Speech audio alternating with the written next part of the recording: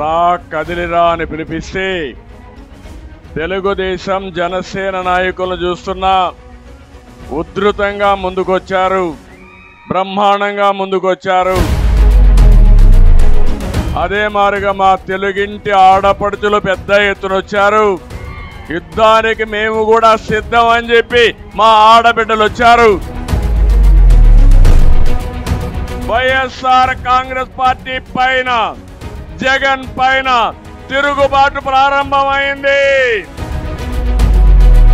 తప్పకుండా ఈ యువత ప్రతి ఒక్కరికి ఉపాధి కల్పించే బాధ్యత, యువతని ప్రపంచానికి అనుసంధానం చేసే బాధ్యత తెలుగుదేశం పార్టీ జనసేన తీసుకుంటాం.